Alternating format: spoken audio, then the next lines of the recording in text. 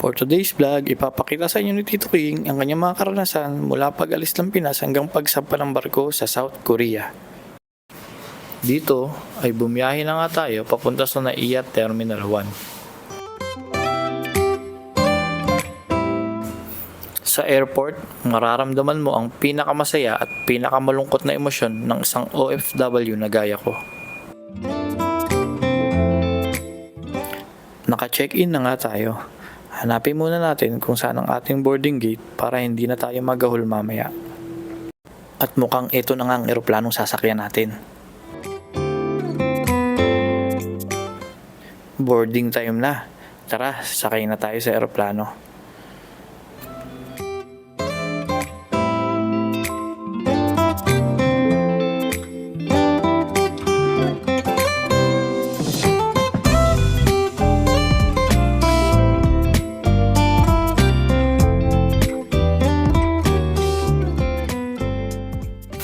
To make off na nga ang eroplano. Maya-maya lang nasa South Korea na tayo nito.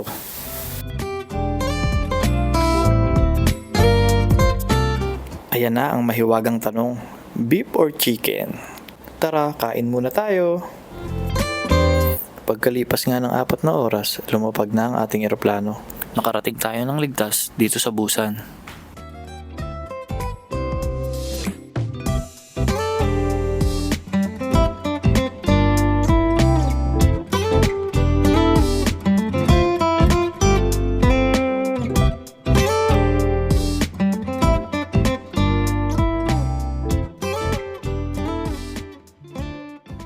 At syempre, bago lumabas, dadaan muna tayo sa immigration.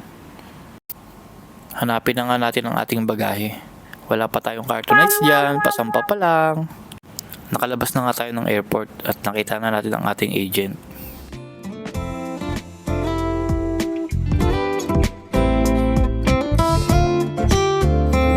Dito, bumiyahe na nga kami papuntang hotel. Bukas pa kasi darating ang barkong aming sasampahan.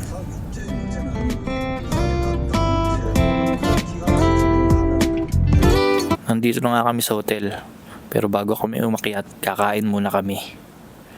Papunta na nga kami sa paboritong kainan ng Abosta Boys, kay Mama Sang.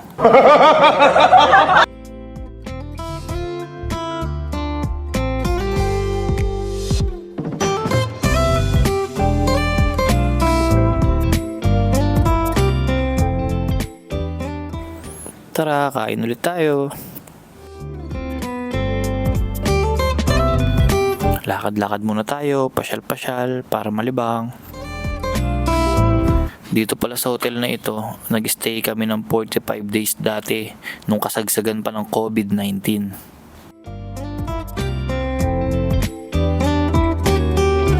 Tara, lakad naman tayo papuntang Busan train station.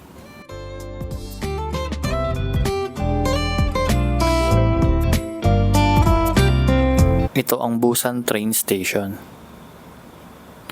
At doon naman ang Texas Street. Diyan tayo pupunta para makahanap ng papalitan ng pera.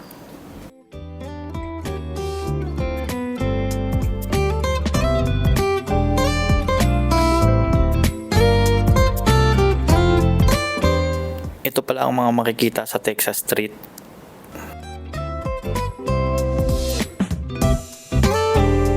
Uunahan ko lang po, bihira po pumunta ang mga seaman dyan. Hindi po nila alam yan.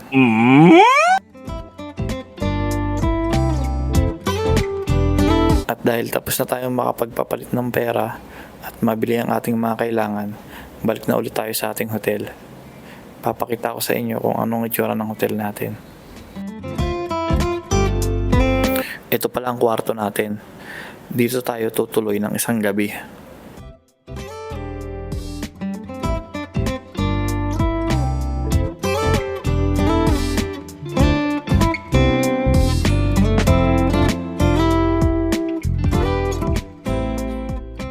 Umaga na nga, maganda na tayo para sa pagpunta sa barko.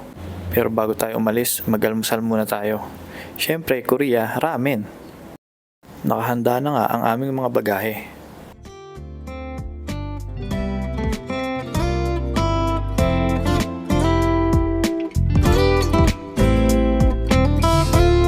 Ito, dumaan muna tayo sa immigration bago pumunta sa barko.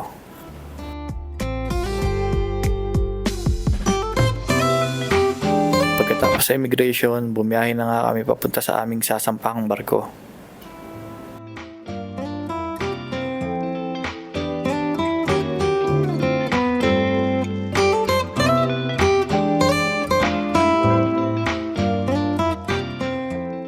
Nandito na nga tayo sa loob ng Busan Port. Ganyan palang mga container na karga ng aming barko. Kasi ang sasakyan ko ay container ship. At ito na nga ang barkong aking sasampahan. Baka na! Let's go! Kagagaling lang pala nila sa dry dock. Bagong pintura pa ang hull at wala pang kargang mga container. Ito ang magiging kabina ko. Labas muna tayo. Kasalukuyan pala silang nagbabunkering. At ganyan ang itsura ng barko pag wala pang kargang mga container.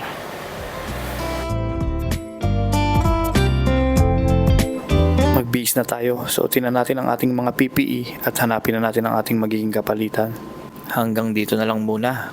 Follow nyo lang si Tito King para sa susunod na mga video.